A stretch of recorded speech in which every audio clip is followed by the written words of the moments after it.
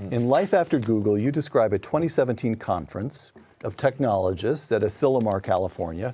Quote, they gathered at Asilomar to alert the world to the dire threat posed by, well, by themselves, by Silicon Valley. Their computer technology, artificial intelligence, had gained such power and momentum that they now deemed it nothing less than a menace to mankind. To the Googleplex intellectuals, mathematics is essentially a doomsday machine, close quote. And they're wrong? Yeah, they forgot Gilder. They just don't understand their own technology. It's sad, but they don't. Okay, hold on. They imagine that. Hold on. You're talking about Elon Musk and his buddies Larry Page and Sergey Brin, the Googleplex intellectuals. Musk essentially funded that Asilomar conference. However, now I see you and I raise you, George. I'm going to listen to this intellectual, Henry Kissinger, writing in The Atlantic magazine this past spring, quote, heretofore, the technological advance that most altered the course of modern history was the invention of the printing press in the 15th century. But now, the world is experiencing an even more sweeping technological revolution whose culmination may be a world relying on machines ungoverned by ethical or philosophical norms, close quote. Now you're taking on Henry Kissinger. Go ahead. He was my tutor. At Harvard in the old days? Yeah, he was assigned to be my tutor. I was something of a rebellious student, and I never quite... Even then? But I loved Henry. He is a great man. And he has absorbed the Google system of the world, and he is wrong.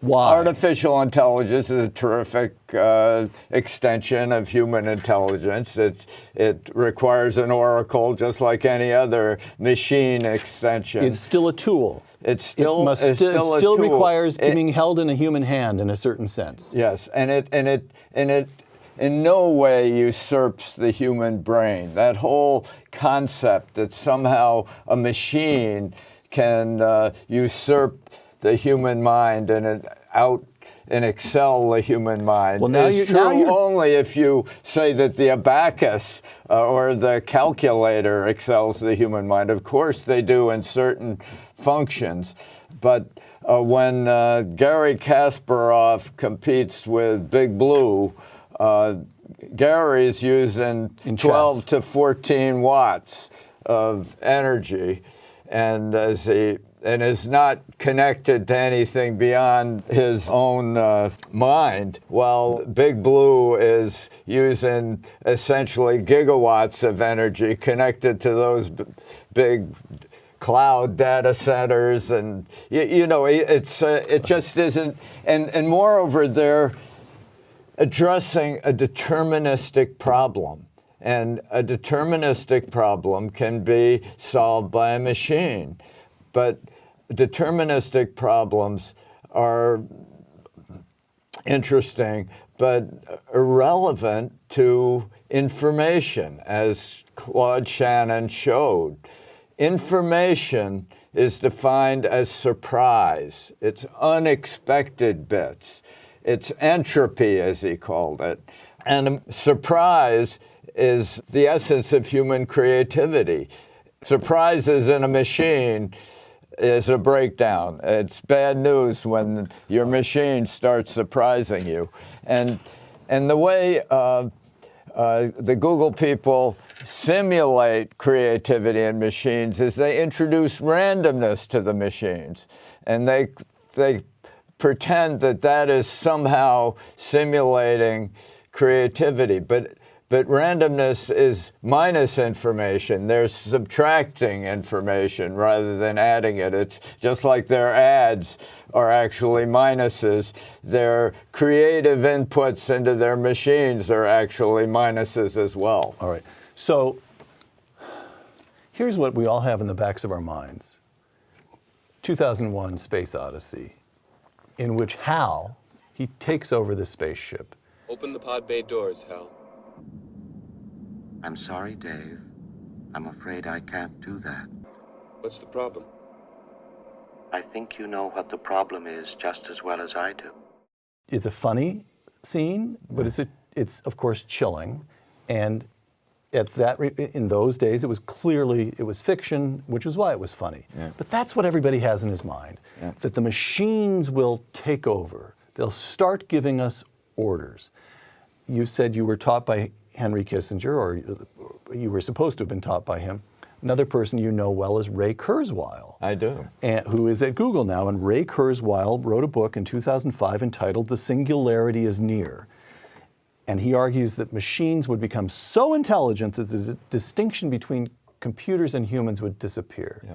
Hal would take over. And you say the machines will never be that smart, or you say it is in principle impossible. It doesn't matter how smart they are. Yeah, it's in principle impossible. That machines do not essentially think. They don't know anything. There are systems of gates, of dumb components.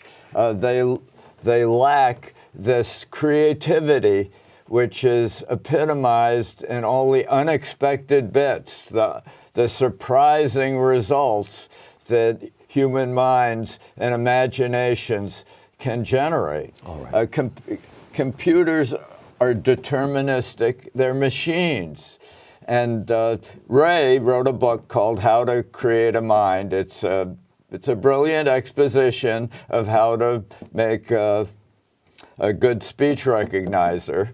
And in that book, he pretty much concludes that consciousness isn't really an issue. Consciousness is an emergent effect. It's an epiphenomenon of these machine processes that computer scientists understand. But this is just nonsense. If you don't understand consciousness, you don't understand thinking. Thinking doesn't produce consciousness. Consciousness produces thinking. And all these computer scientists are trying to explain away consciousness.